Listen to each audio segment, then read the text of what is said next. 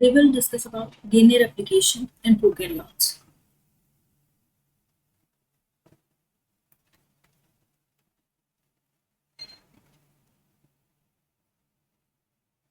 या सिंपली बोले तो bacterial replication.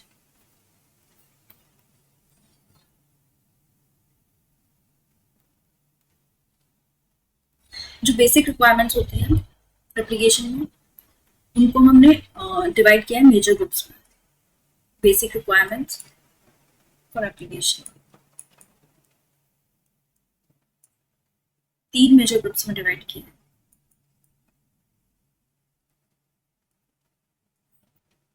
First one is, पहले हमें क्या चाहिए, template which consist of single stranded DNA.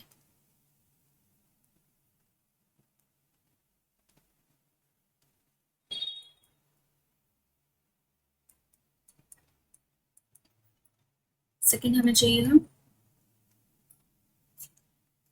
Raw materials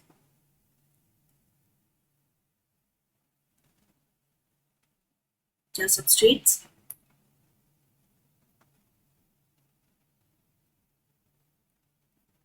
to be assembled into a new nucleotide strand.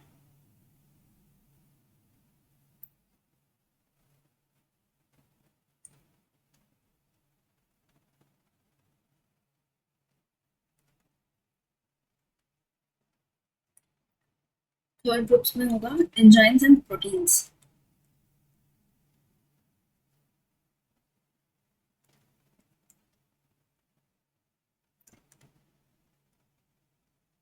जो क्या काम करेंगे, टेम्पलेट को रीड करेंगे, to read the template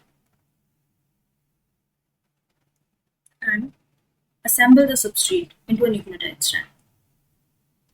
The substrates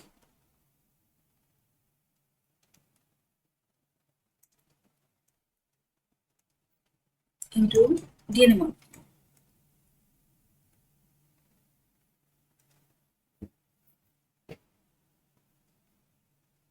Template, raw material, substrates, enzymes and other proteins.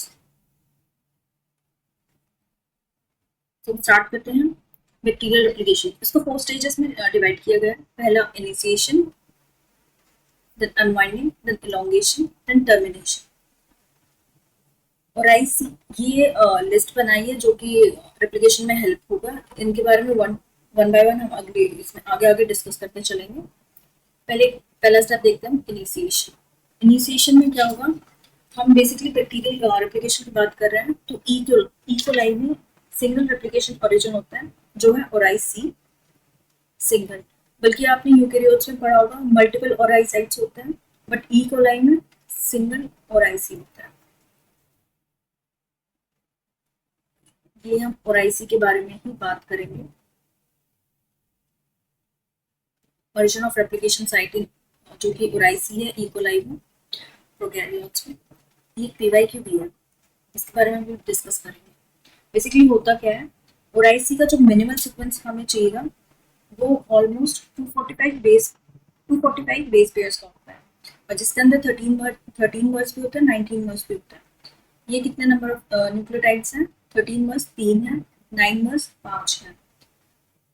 ये जो initiate proteins होता है ये 9 वर्ड सीक्वेंस पे अटैच होता है, इसके साथ बाइंड करता है, फिर बाद में 13 वर्ड्स के साथ भी बाइंड करता है। और जो मेल्टिंग होती है स्ट्रैंड्स की वो 13 वर्ड्स पे होती है, याद रखना। और 9 वर्ड्स और 13 वर्ड्स क्या है, इनको हम इंटरॉन्स बोलते हैं या रिपीटेटिव सीक्वेंसेस बोलते हैं। तो इनिशिएशन प्रोसेस स्टार्ट कब होता है, जब इनिशिएट प्रोटीन जो कि डीएनए ए है प्रोकैरियोट्स के केस में, और आईसी के साथ बाइंड करता है।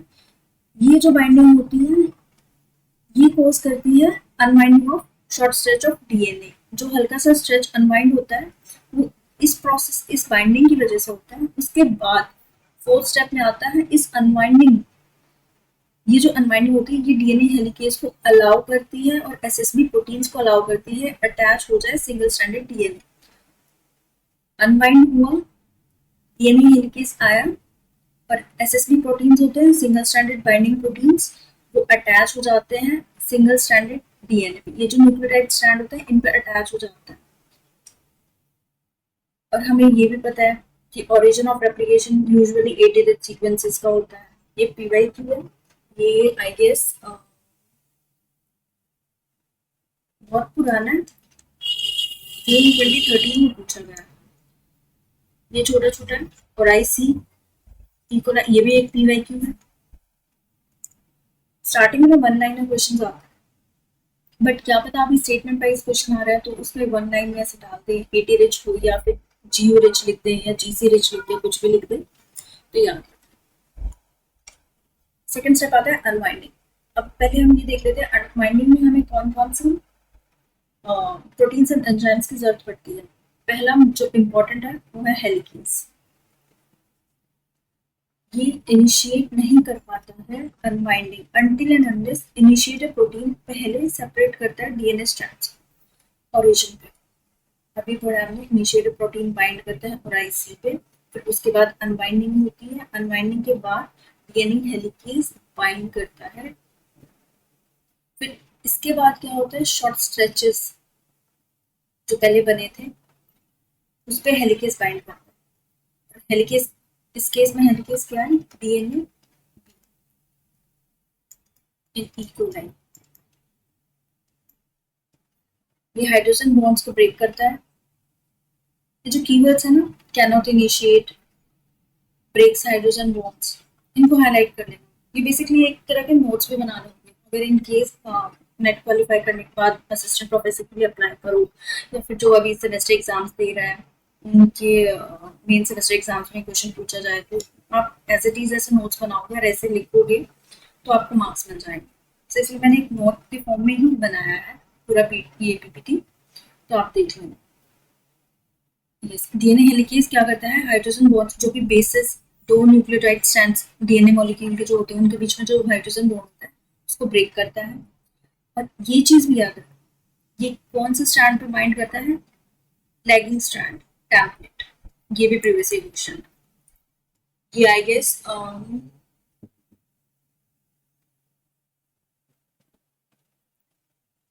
दिसंबर में पूछा गया था, दिसंबर 2013 में प्रीवियस क्वेश्चन। लैगिंग और लीडिंग में कंफ्यूज कर देते हैं। स्टेटमेंट वाइज क्वेश्चन आता है, एक में लैगिंग स्ट्रैंड लिख देते हैं, दूसरे में लीडिंग स्ट्रैंड लिख देते हैं, और बाकी के दो कुछ अलग ही होंगे, उसको आप एलिमिनेट भी इजीली कर सकते हो।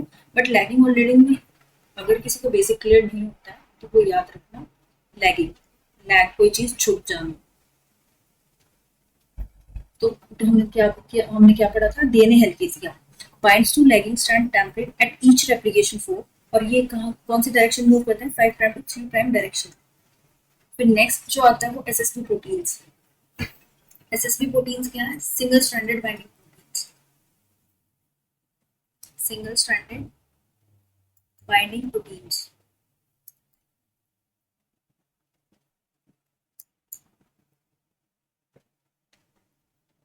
ये जो सिंगल स्ट्रैंडेड डीएनए अनबाइंड होने के बाद जो सिंगल स्ट्रैंडेड डीएनए बचता है उन पे एसएसपी प्रोटीन्स बाइंड कर जाते हैं। एक्सपोज्ड सिंगल स्ट्रैंडेड डीएनए या फिर न्यूक्लियोटाइड स्ट्रैंड, कुछ भी बोलो आप, सेम बात है।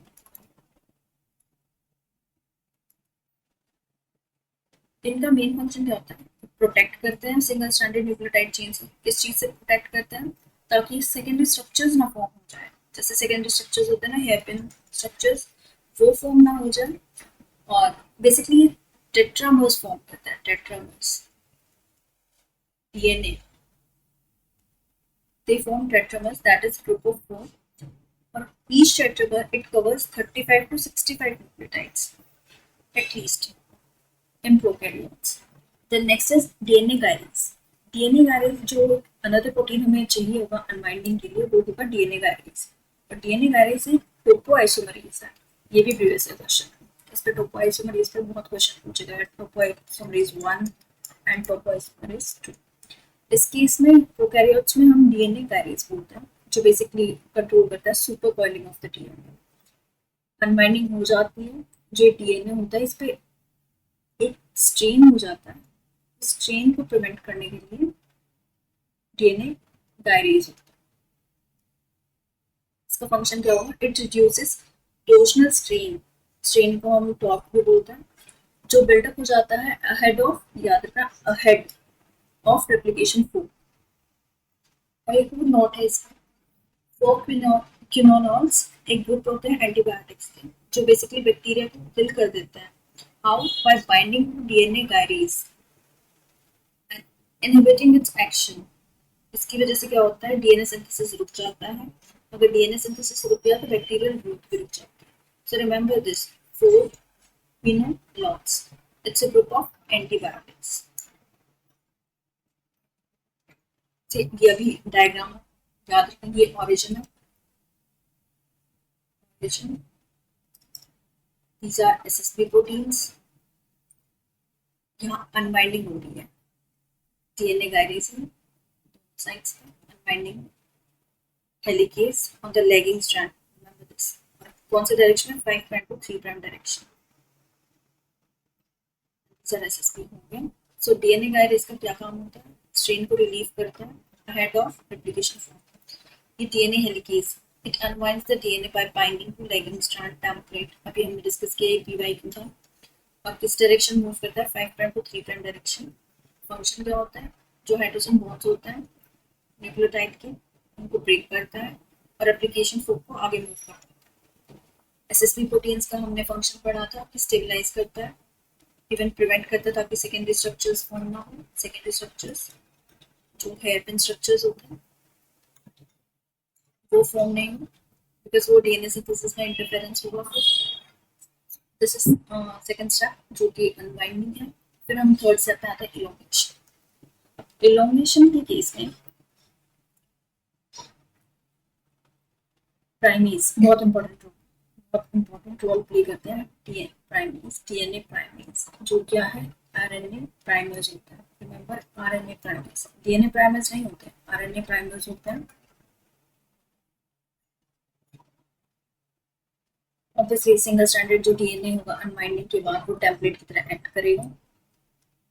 प्राइमेज ये सिंथेसाइज करता है short stretches of RNA nucleotides को, इसी को हम आरएनए प्राइमर्स बोलते हैं।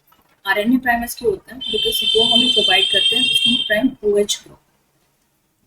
बिकॉज ये जरूरत किसको है, डीएनए पॉलीमरेज, ताकि डीएनए पॉलीमरेज किसी पे जाके सॉरी डीएनए पॉलीमरेज को 3 प्राइम ओएच ग्रुप चाहिए होता है टू फंक्शन, ताकि वो डीएनए न्यूक्लियोटाइड्स को आगे फर्दर ऐड करता जाए।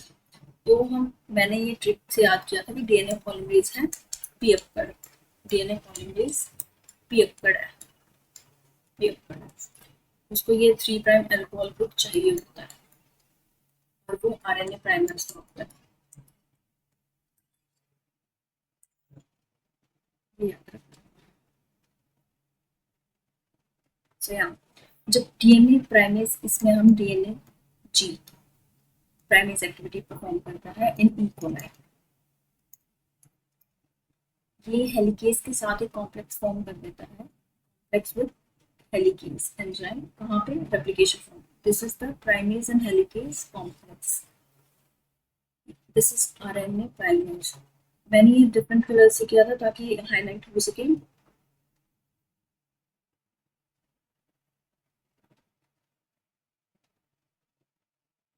प्राइमर को lagging strand, origin, this is DNA polymerase, DNA polymerase.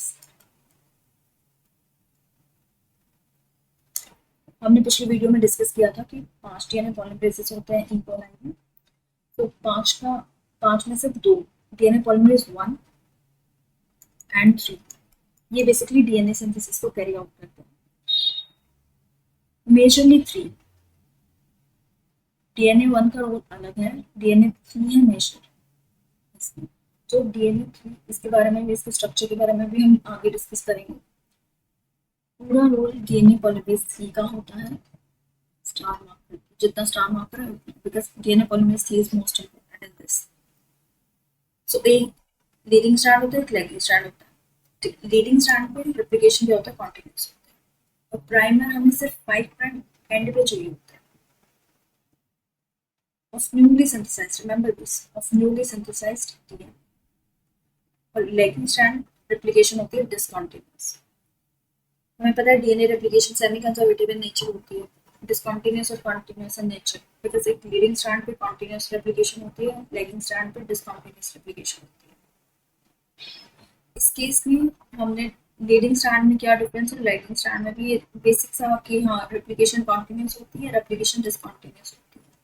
Primer हमें चाहिएगा 5 प्राइम एंड पे ऑफ न्यूली सिंथेसाइज्ड डीएनए, और लैगिंग स्ट्रैंड में जो नया प्राइमर होगा वो at least beginning of each of. Of क्या है, ओकाज़ाकी फ्रैगमेंट। ओकाज़ाकी फ्रैगमेंट जो लैगिंग स्ट्रैंड्स पे शॉर्ट स्ट्रेचेस ऑफ डीएनए बनते हैं, उनको ओकाज़ाकी फ्रैगमेंट्स बोलते हैं।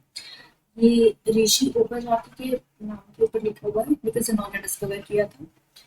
ये क्वेश्चन पता है कैसे आता है कि short length of DNA formed by or produced by continuous or discontinuous replication, यहाँ एरर डाल सकते हैं, और लेगिंग स्ट्रैंड है या लीडिंग स्ट्रैंड, यहाँ एरर डाल सकते हैं। रिमेंबर डिसकंटिन्यूअस रेप्लिकेशन से प्रोड्यूस होता है ओकाज़ाकी, और लेगिंग स्ट्रैंड से। नेगेटिव क्या है, लैग, मतलब कोई चीज पीछे छूट रही है। डिसकंटिन्यूअस, डिस अगर आपने बताया पढ़ी होगी तो डिस वहाँ लिखा जाता है जहाँ थोड़ा बहुत भी नेगेटिव सेंस बन रहा हो। So remember discontinuous and lagging strand, Okazaki fragments, और इनका लेंथ अप्रॉक्स 1000 to 2000 न्यूक्लियोटाइड्स होते हैं प्रोकैरियोट्स में, और 100 to 200 होते हैं यूकैरियोट्स में। जो डीएनए पॉलीमरेज़ का DNA polymerase third specially in E coli, इनके स्ट्रक्चर के बारे में हम